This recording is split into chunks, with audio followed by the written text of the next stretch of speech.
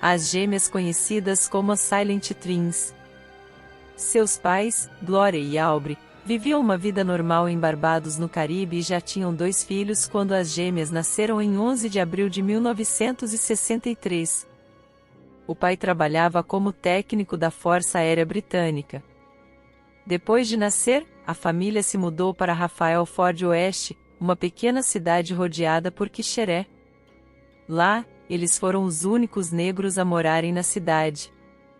Em 1967, nasceu mais uma irmã para as gêmeas, Rose, que teve sucesso na universidade. As gêmeas eram muito unidas. As gêmeas eram inseparáveis, brincando o dia inteiro sem se separar por um segundo. Elas demoraram um pouco mais do que outras crianças para começar a falar, e quando finalmente começaram, não conseguiam pronunciar as palavras direito ou formular frases curtas. As gêmeas só brincavam entre elas e acabaram desenvolvendo uma língua que ninguém, nem mesmo seus pais, conseguia entender. A língua era rápida, enrolada e criada apenas para elas. Embora não conseguissem se comunicar com outras pessoas além uma da outra, os pais acreditavam que era algo passageiro e não se preocupavam muito, pois as gêmeas pareciam sempre felizes. Quando chegaram à escola aos 5 anos de idade, a professora notou que elas eram tímidas e excêntricas. Elas começaram a imitar movimentos uma da outra, agindo como se fossem uma só pessoa. Até mesmo a terapeuta escolar ficou impressionada com sua sincronia, uma caía e a outra caía, uma ficava quieta e a outra também ficava em silêncio.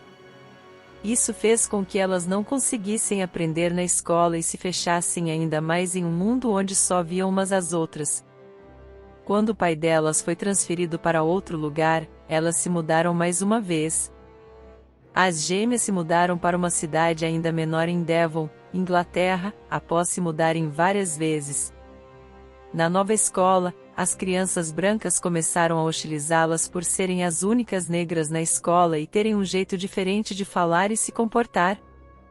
A diretora e as professoras permitiam que elas saíssem antes do horário para evitar mais bullying. A situação só piorou quando, durante uma campanha de vacinação, o enfermeiro relatou que elas eram tímidas e não faziam contato visual. Durante a injeção, não se mexeram ou expressaram nada, ficando completamente quietas. Isso afetou ainda mais a capacidade das crianças de se comunicarem. Como elas estavam sofrendo muito, elas se recusavam a aprender e a se comunicar. Então, decidiram reuni-las de novo, pois não havia outra opção. Quando chegaram aos 17 anos, as duas ficaram mais unidas do que nunca e se trancavam em seu quarto o dia inteiro. Não falavam com ninguém, nem mesmo com seus pais ou irmãos. Só saíam do quarto para assistir a programas na TV que lhes interessavam. Nessa época, elas também começaram a escrever muito e se apaixonaram por isso. Escreviam no diário e criavam peças teatrais sozinhas. Elas eram apaixonadas por escrever e levavam isso muito a sério. Passavam o dia inteiro escrevendo em seus diários e checando se não havia erros. Embora parecesse uma situação difícil, trancadas no quarto, elas pareciam felizes e riam muito. Alguns trechos de suas escritas foram lidos. Em um deles, uma delas escreveu sobre não sofrer com ninguém, exceto com sua mãe, que era como uma sombra negra. Em outro, ela expressou medo de sua mãe e perguntou se estava enlouquecendo sua irmã. As irmãs eram muito dedicadas à escrita e levavam a tarefa a sério, verificando seus diários com atenção para que estivessem perfeitos. Isso causou uma grande frustração e elas começaram a beber e usar drogas, até que um dia foram pegas tentando incendiar uma rua por um policial que fazia guarda na área. As duas mulheres que queriam ser escritoras famosas e guardavam dinheiro para se inscrever em um curso de escrita criativa acabaram sendo condenadas a 14 anos de internamento em um centro psiquiátrico de segurança máxima. Lá, começou a relação de amor e ódio, e elas passaram a se odiar e a se bater quando ficavam sozinhas juntas. Durante esses 11 anos, uma jornalista chamada Marjorie Wallace ficou fascinada por sua história e começou a visitá-las, conversar com elas e escrever sobre elas. Finalmente, ela publicou um livro sobre as duas. A jornalista Marjorie Wallace tinha conversado com as duas mulheres durante sua investigação e em uma dessas conversas, Diana perguntou a Marjorie se ela teria que morrer. Ela explicou que elas chegaram a um ponto em que não se suportavam mais e decidiram que para uma poder viver e ser feliz, a outra precisaria estar morta. Marjorie ficou assustada, mas não levou a ameaça muito a sério, já que as duas frequentemente brigavam. Em 1993, novos exames foram realizados com as gêmeas e foi constatado que elas estavam melhores. Por esse motivo, elas foram transferidas para um centro de segurança mínima. No dia da transferência, elas estavam rindo e animadas, mas quando chegaram ao destino, uma delas já estava morta sem causas aparentes.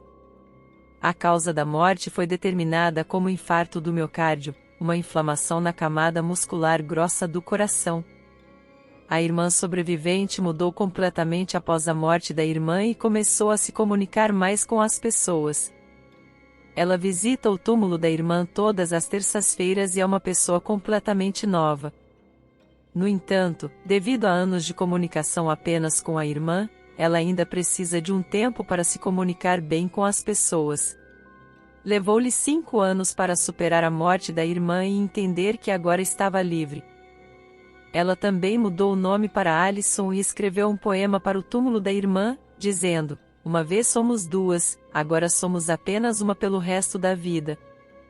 Este é um caso bizarro, já que os livros escritos incluem uma das irmãs inscritas em um livro chamado A Viciado em Pepsi Cola junto com a outra, mas a capa do livro não inclui a irmã falecida.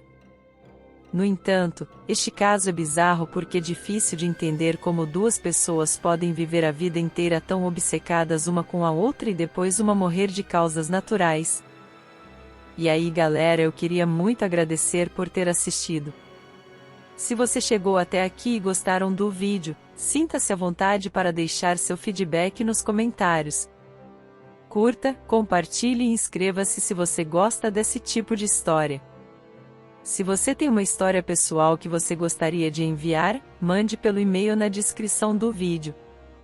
Muito obrigado pessoal por ter assistido e espero que vocês tenham uma ótima vida.